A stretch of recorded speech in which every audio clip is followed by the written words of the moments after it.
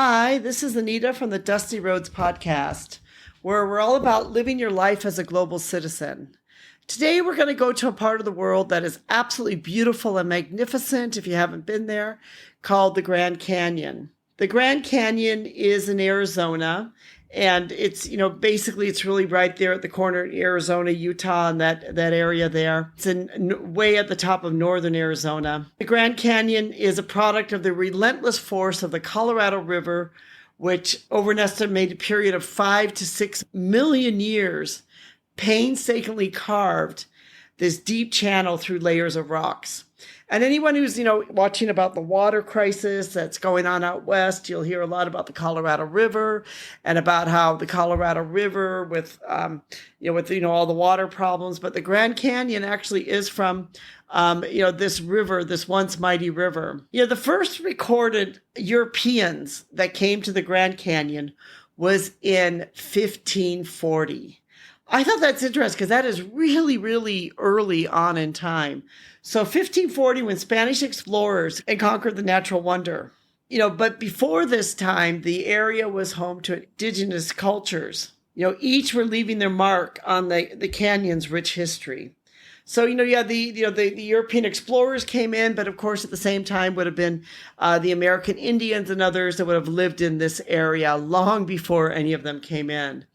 The encounter between the Grand Canyon and the Europeans commenced with the arrival of the Spanish explorers, and they were amazed by the canyon's majestic vastness. You can imagine that, they must have, just come there. They must have just said, wow, this is so amazing. There's so many different, indigenous people who have called the Grand Canyon home. The Navajo, the Hopi tribes, other tribes like this have always called this Grand Canyon as one of their homes.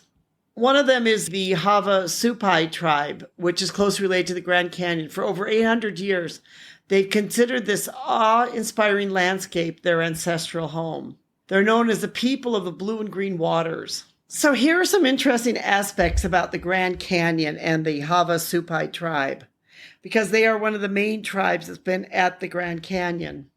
It was in 1893 that the U.S. President Benjamin Harrison, he made it a public land. It was later designated as a national park in 1919. So it led to the Havasupai being disposed of their ancestral territory. In the late 19th century, the Grand Canyon's future as protected land was sealed, but he granted the area protected as a natural forest reserve. And it gained status as an official United States park in 1919. So this, recognition cemented the Grand Canyon's position as a national treasure.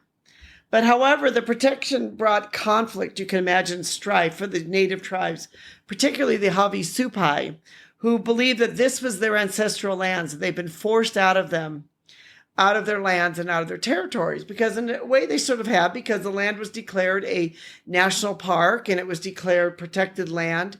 And even though they, as the indigenous people that were living there, suddenly no longer had a home. The dislocation persisted until 1975, when with the backing of the influential media outlet, the Wall Street Journal, Los Angeles Times, and the San Francisco Chronicle, the Havasupai triumphantly reclaimed a large portion of land from the federal government. So it really, took from this time when, the late 1800s to 1975, where they were able to claim some of their land. So today, the Havasupai tribe, they're able to have this Grand Canyon back, as part of their indigenous land or part of their tribe. That they are the custodians of the Grand Canyon. The Grand Canyon Park attracts 20,000 visitors annually go through the Grand Canyon. That's why this is so important for the Havasupai and for the others there, that they were able to get this land back. There's many other native tribes too that were also there that had part of the Grand Canyon. So when you look at the Grand Canyon has had this very, very interesting history between the indigenous people and the people who wanted to come there to visit this great natural wonder. That it shows like some of the things that happen in the Western United States and how many of the American Indians, found that their land was suddenly displaced and they no longer had their land that they once had. And of course, this has gone on throughout many parts of the western United States, and the Grand Canyon is just one of those examples. But it is a protected area, and it is a beautiful area to visit, and it is one of the great natural wonders of the world. Now, at the Dusty Roads podcast, we love some facts, and here are some facts. If you are going to try to fill the Grand Canyon, how much water would it take to fill the Grand Canyon? The Grand Canyon today is so immense that if you poured all the river water on Earth into the Grand Canyon, it would still only be half full. Think about that for a minute. All the river water on Earth and the Grand Canyon would only be half full. It's that vast. It is about 1,218 acres or 1,900 square miles in size. So, it's huge. It's a vast area. And because of the depth of the Grand Canyon, the reason why it takes so much to fill it is because of the depth of the Grand Canyon. It would take so many gallons of water you would need to be able to fill the Grand Canyon. So, the Grand Canyon is such a vast area that it would take hundreds of years to fill it with water. So not only is it big, would it take up all river water and maybe a lot of the ocean water that we have on the earth, that it's so vast that it would take hundreds of years to fill it with water. That is one of the reasons why this Grand Canyon is such a great and marvelous wonder. And that's also one of the reasons why they built some dams on it, like the Hoover Dam is on the Grand Canyon. The Grand Canyon was actually carved out of the earth 6 million years ago. So it's really a natural formation. It's this geological wonder. That's what makes it such a great place and why so many visitors come to visit it every single year. So if you're lucky enough to be around the Las Vegas area, or to be, even in LA, or to be in northern Arizona or Utah, specifically around St. George, Utah, southern Utah, do take the opportunity, the chance, if you can, to go stop and to visit the Grand Canyon.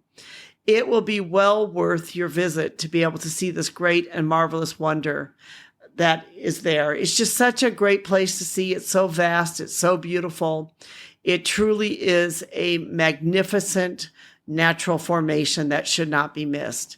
And when you're there, remember that there were once indigenous people that lived on this land and that this was part of their ancestral homeland. This is Anita from the Dusty Road podcast. Thank you so much for listening. We hope you've enjoyed this. We hope you'll be able to make it to the Grand Canyon one day to be able to see it. We'd like to thank you for being part of our community, for listening to us. And we'd like to thank those who helped put this together, specifically Rico, for help making this podcast happen. Thank you.